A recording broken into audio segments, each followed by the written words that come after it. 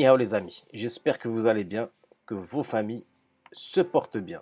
Sultana est encore au cœur de la tourmente. Encore une fois, sa fameuse histoire de fesses la fera peut-être condamner pour une autre peine de prison supplémentaire. Je rappelle qu'elle a écopé déjà de 4 mois à cause de Mayala B24, Bahija et quelques acolytes de la chanteuse qui l'ont piégé au tribunal lors du procès de Dounia Batma. C'est une affaire qui ne veut pas finir car c'est une personne qui représente un danger imminent pour la chanteuse et avec El Madimi aussi, on y reviendra en fin de vidéo.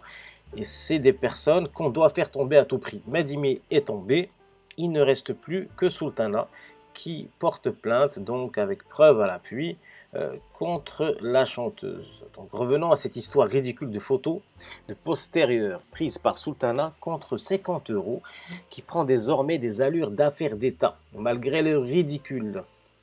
Mais voilà le camp maléfique du mal, on a décidé ainsi. Sultana doit tomber à tout prix. Pour ce faire, un être sans honneur, un soi-disant directeur d'association de la ville de Salé. D'ailleurs, on va s'occuper de son cas très bientôt. Dès qu'on sera de retour de vacances, on fera le portrait de cette personne ainsi que d'un vil soi-disant journaliste qui nous ont beaucoup interloqués ces derniers temps. Donc on va approfondir l'enquête sur ces personnages. Donc cette personne sans honneur s'est trouvée comme hobby de poser le maximum de plaintes possibles contre Sultana et il le fait savoir dans différents médias comme si cela était normal. Voilà, c'est incroyable ce qui se passe actuellement au Maroc. Des gens malfaisants, malhonnêtes, osent parler dans les médias, normal, comme si de rien n'était, et défendre leur point de vue de bandits, de malfaisants. C'est le monde à l'envers.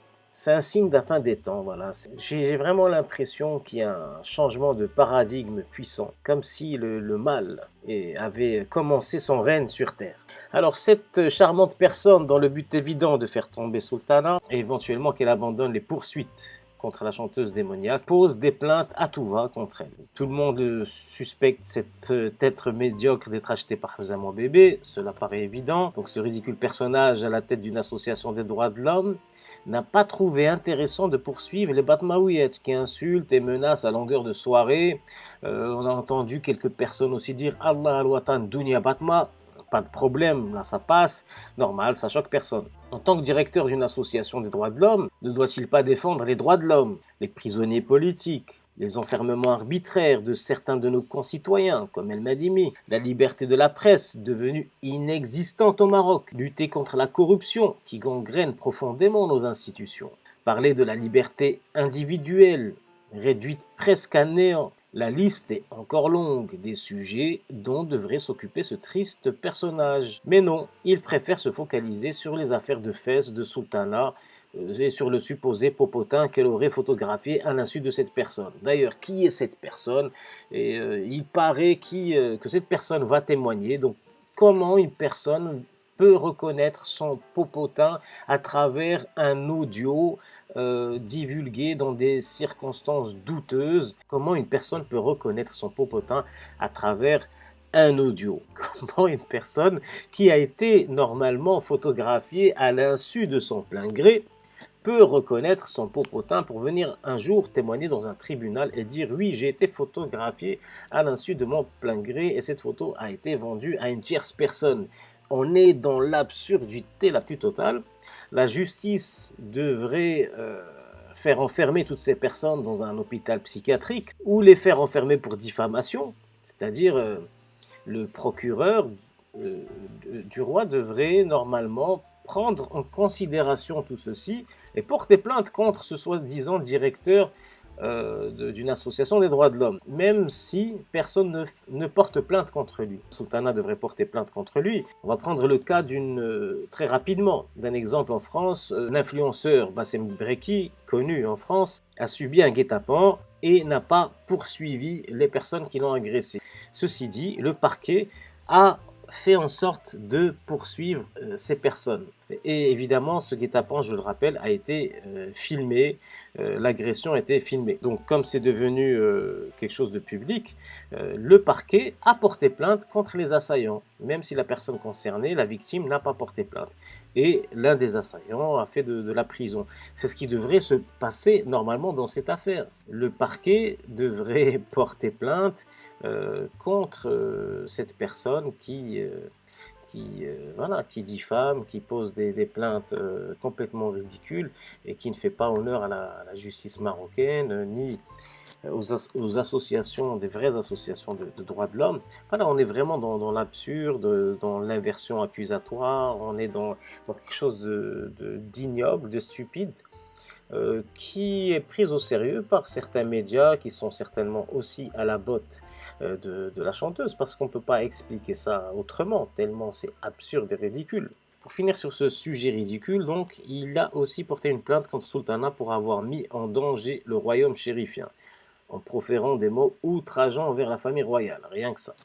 Comme seul élément de preuve constituant les plaintes de ce grossier personnage, des audios, encore une fois, extirpés de conversations privées qui, pour la plupart, provenaient du compte Hamza Mon Bébé. Faudrait-il apprendre à cette personne qu'exploiter une conversation privée est totalement illégal, surtout dans le but de nuire à autrui. Illégal si le procureur et les juges sont corrects et non corrompus, cela va de soi.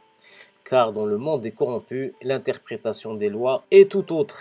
Bon, on reviendra de toutes les manières sur ce sujet, certainement très bientôt. Donc on reviendra sur ces odieux personnages très bientôt. Parlons maintenant de Monsieur El Hammouchi. Parlons maintenant des actions faites par Abdeltif Hammouchi, l'actuel directeur général de la Direction générale de la Sûreté nationale, ainsi que directeur de la Direction générale de la surveillance du territoire, anciennement membre de la DST sous Hassan II, et celui à qui on attribue actuellement de nombreux faits de gloire récents. La chute de juges, de procureurs, du roi et de nombreuses arrestations de notables pour faits de corruption, détournement de biens publics et autres malversations de certains notables qui ont fait que M. Hammouchi est le héros du moment.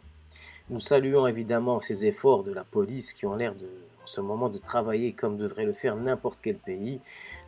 Là, on est dans ce qui doit être fait, non pas dans l'exceptionnel. Et prions pour que ça dure. Nous devons voir les statistiques durant une année ou deux, voir le taux de criminalité baisser de manière drastique et se rapprocher de la moyenne de pays développés, voire encore mieux se rapprocher des pays asiatiques comme la Chine, Singapour ou le Japon, où le taux de criminalité avoisine les 0%, où les corrompus sont condamnés à mort. Là, on se ferait une joie de pouvoir faire des vidéos, écrire sur ce sujet en étant réellement satisfait du travail des autorités compétentes, car on serait dans la longue durée, on serait dans le vrai changement.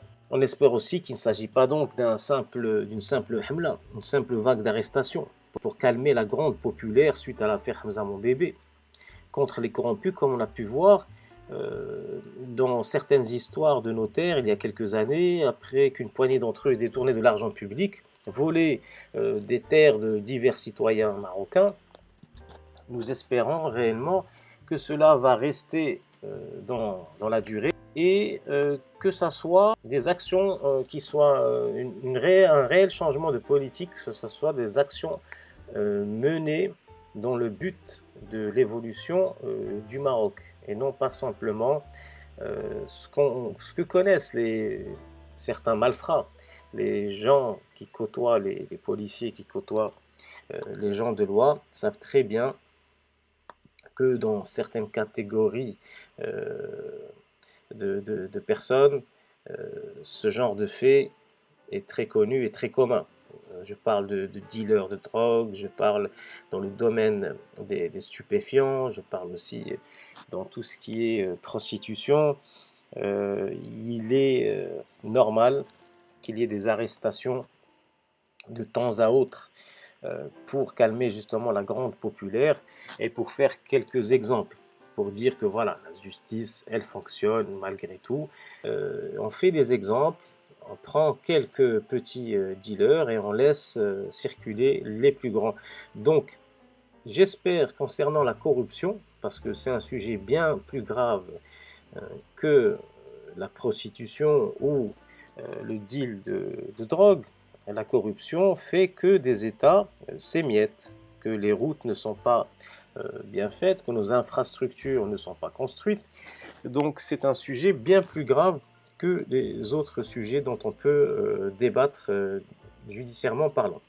Voilà, donc je voulais saluer les efforts de la justice marocaine en ce moment et j'espère réellement que cela va durer et que ce n'est pas un simple effet pour calmer la gronde populaire pour quelques semaines, voire quelques mois.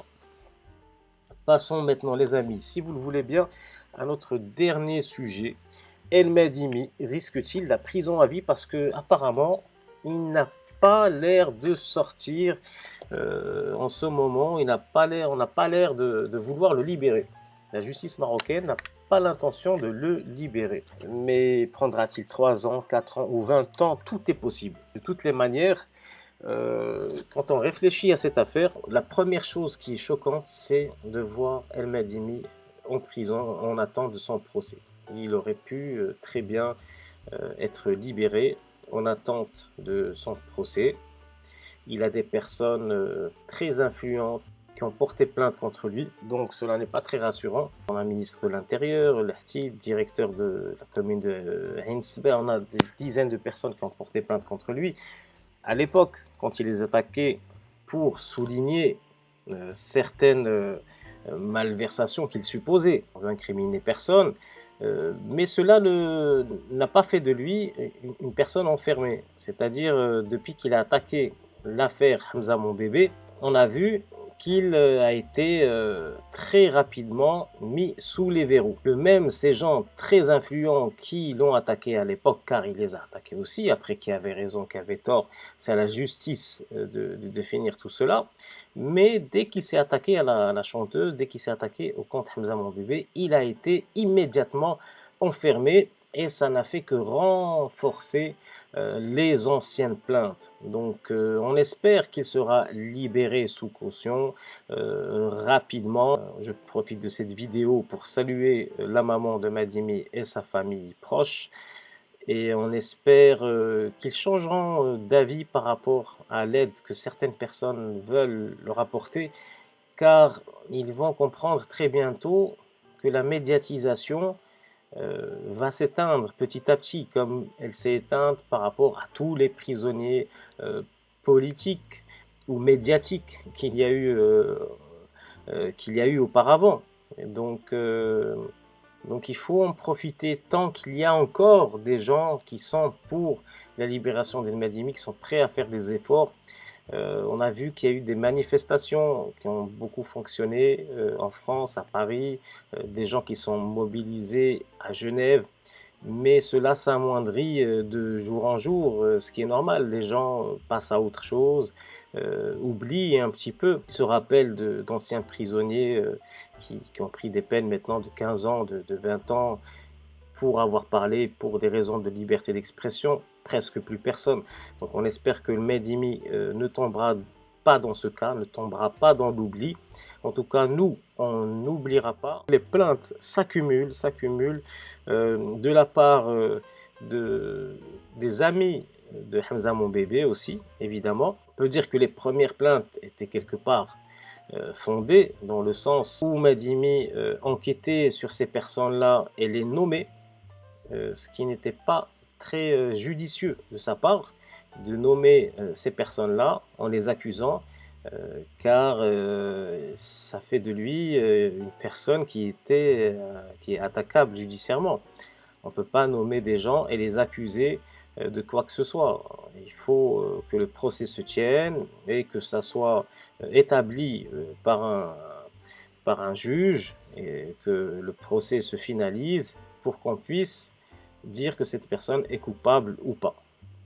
Voilà, donc il y a eu certainement des erreurs de sa part, de la part d'El Madimi qui a fait qu'il est en prison, mais on voit actuellement qu'il y a un cumul de plaintes qui est assez prodigieux de la part de dizaines et de dizaines de personnes et d'associations diverses et variées, contrôlées certainement par la mafia de Hamza Mon Bébé, pour que Medimi ne sorte pas de prison, enfin jusqu'à ce que la chanteuse soit acquittée ou soit, voilà, soit libéré, acquitté totalement. C'est certainement une stratégie, peut-être gagnante, certainement gagnante, du compte maléfique de Hamza mon bébé. Donc on espère réellement que Madimi sortira libre et indemne de l'enfer dans lequel il est plongé actuellement. Et j'espère aussi que le Bureau des droits de l'homme où il travaillait va s'activer à essayer de le faire sortir et à honorer son directeur. Car pour l'instant, on ne voit rien de leur part, ni de la part des associations des droits de l'homme marocaines qui, sincèrement, n'honorent pas le Maroc de leur présence, car elles ne font absolument rien par rapport à ce qu'elles devraient faire à défendre les droits de l'homme. Et très certainement qu'il faudrait les dissoudre, car elles ne servent à rien du tout en ce moment. Et pour finir cette vidéo, je vous rappelle que ce mercredi 9 septembre s'est tenu le procès en appel de Dounia Batma. Donc une information tenue secrète et bien gardée. Chapeau à son équipe qui n'a pas dit mot. On a tous été surpris d'apprendre donc cette nouvelle. Le procès est reporté au 7 octobre 2020 et Dounia Batma n'aura pas d'autre choix que d'être présente à son procès car elle n'a pas été là le mercredi 9 septembre. Donc elle sera présente de gré ou de force, ça sera une obligation pour elle et la page sera enfin tournée, en tout cas par rapport à elle concernant la loi. On saura si la justice se fera et si la peine qu'elle endure de 9 mois sera établie, sera faite ou sera amoindrie ou sera rallongée de quelques mois. Rendez-vous les amis le 7 octobre pour en apprendre plus sur la fin de ce cauchemar qui dure depuis bien trop longtemps. Merci les amis d'avoir suivi cette vidéo, j'espère qu'elle vous a plu. Si elle vous a plu, n'hésitez pas à la liker, à la partager un maximum, à vous abonner, à activer la petite cloche des notifications pour recevoir de nos nouvelles quand on publie des vidéos, car on est vraiment beaucoup signalé et peu de gens reçoivent nos notifications actuellement. Et surtout de laisser en commentaire ce que vous pensez de toutes ces informations. Le débat continuera évidemment. Merci encore une fois et à très bientôt sur Nihao TV.